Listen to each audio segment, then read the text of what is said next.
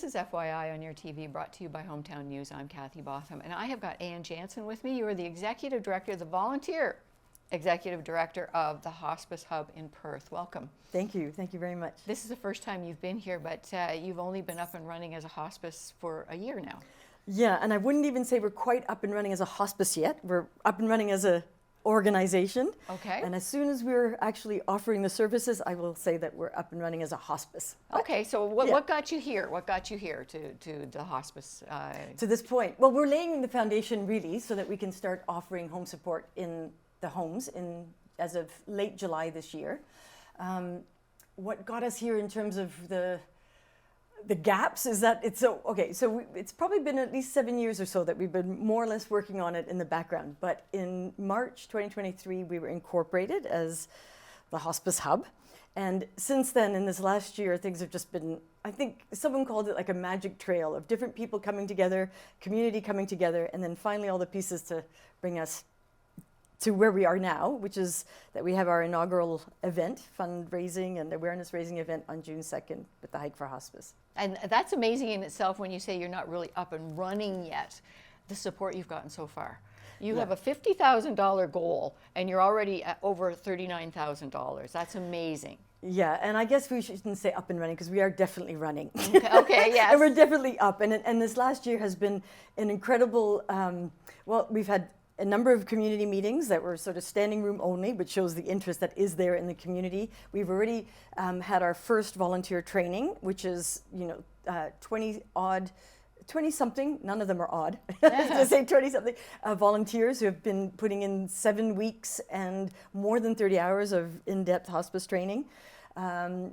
Working board, a group of volunteers working on the Hike for Hospice and all these other events that we've been having. So definitely we are up and definitely we're running. But and you know what, if we could just talk quickly about the training that you give the volunteers as well too, because there's people that have been thinking, I'd really like to do that, but I don't know whether I've got the training, I don't know whether, I can do this. Yeah. You don't go in without any training. No, it's not at all. Intense. It's actually quite intense training and it's super rewarding. I mean, we all missing each other. We were getting together for 7 weeks on Tuesday mornings from 9:30 to 12.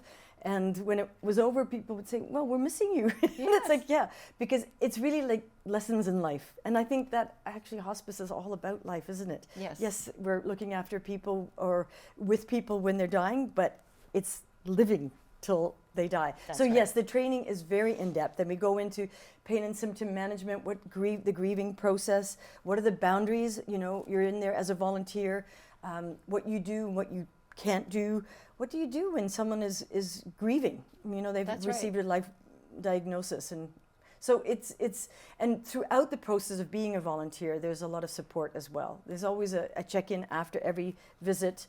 The volunteers become the ears and eyes of the coordinator as well, and so if there's anything that they are alerted to, we're in touch with their physician or their healthcare team afterwards to make sure that they Absolutely. get. It's not just it's the journey of the person moving on to the next phase, but it's also family and friends around them as well. Yeah, and I'm really glad you said that, because especially in hospice palliative care, that the patient and the family are seen as one unit of care for sure. And the family is whoever they call their family. It it may not be their biological family. That's whoever their circle of care. And that's part of what we do in the training as well. Actually, a lot of it is looking at what are family dynamics and how do we communicate and how do we plan and advanced care planning, because that impacts the family as well. Absolutely. Yeah. So once again, I mean, we look at this Hike for Hospice that's coming up, and that is June 2nd? June 2nd. June 2nd, and once again, you guys have raised over $39,000. Your goal is $50,000. This is a national fundraising and event for hospices as well, too. Yes. So many hospices have. We'll be doing this across Canada. That's right. Yeah. Yeah, that day, too. So whereabouts is it going to happen? Ours is in Perth, and our area that we serve as the Hospice Hub is, our catchment area is the same area served by the Perth and Smith Falls District Hospital. Okay. So that is, we say the towns of Perth and Smith Falls, Westport and Portland, but all the areas, so Tay Valley Township, Lanark Highlands, Rideau Ferry. And so all of these folks are the ones that are gathering in Perth. We may do it in another community another year, but we'll gather in Perth at 9 o'clock if you haven't registered. 10 o'clock if you have registered. That's when things start to kick off. We have Brian Perkins from MyFM and other activities being our MC. and the town crier will launch us with his prose and song. And then we'll hike either 1.5 kilometers or 5, and people can run if they want. They'll be guided by volunteers all along the way. Excellent. So where are people going to meet? Sorry, I have to get to the point. In the Crystal Palace, at the Central in Perth. And the walk will be very central as well. Yeah. Okay. And you've got another event coming up shortly too, May 30th. May 30th, yes. And this is by our bereavement program. So we have a bereavement program. Again, we are actually up and running when I think about it. And the Voices of Grief is going to be taking place at Smith Falls in the evening of May 30th at Landon Funeral Home. And it's also free. Donations are always welcomed. But it's a beautiful film that will be shown. And the grief specialists are also interviewed throughout that film. So it's a great opportunity if you're grieving yourself, but also just if you're interested. And you probably will know someone who's grieving. Absolutely. Register? Do you want people to register or just show up? They can just show up. We'd love people to register just to know how many, because it'll be a smaller group to keep it intimate. You can register at info@thehospicehub.ca. Okay. Now, if we can just travel back to our Hike for Hospice again, too. We were talking earlier about maybe getting a matching sponsor. I would love that. Yeah. So like you said, we're doing super well. And yes, our goal is 50,000. But as soon as we hit the 50,000, I don't want to be too eager, but we will double that. Because as soon as we raise the funds to hire the volunteer coordinator and the clinical coordinator, it means that we can stop scrambling. It means then we're able to raise more funds and we're able to be sustainable well into the future.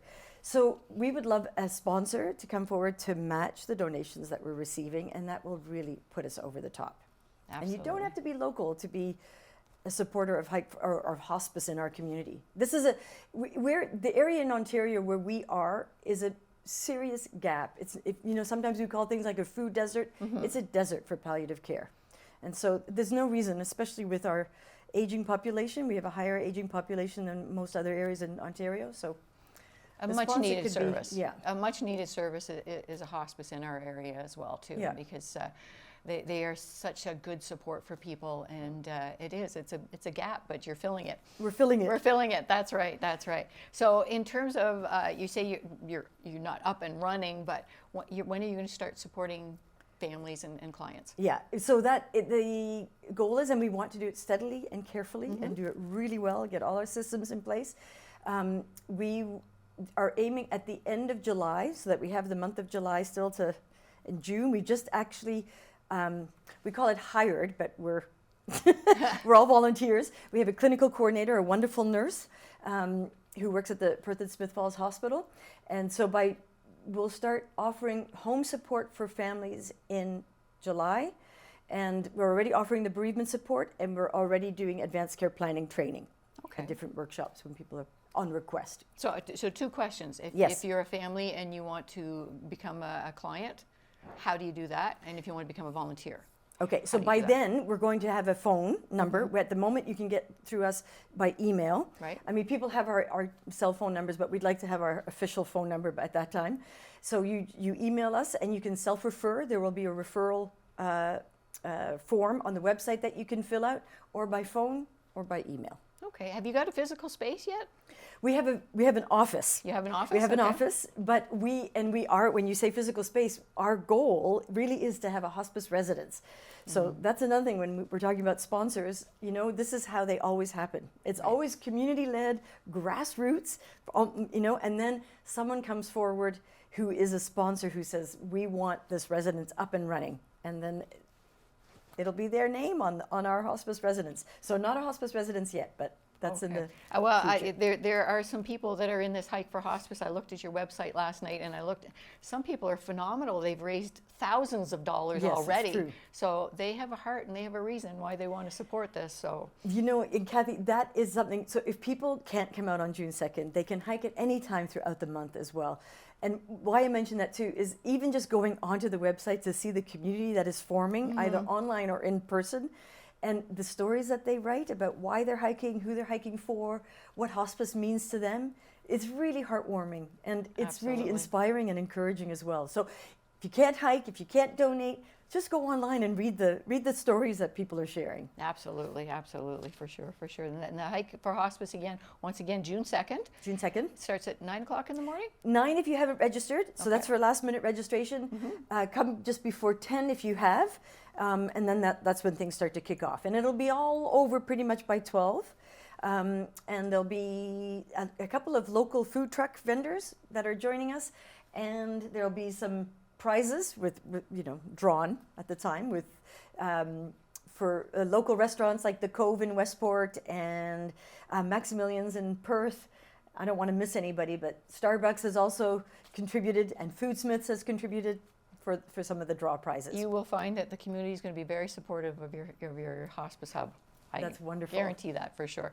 And once again, you've got Voices of Grief honoring the Sacred Journey Thursday, May 30th at Landon Funeral Home. Yeah. 6:30 in the evening. Just show up if you want to come in. That's right. And join that. Yep. And once again, June 2nd, our hike for hospice.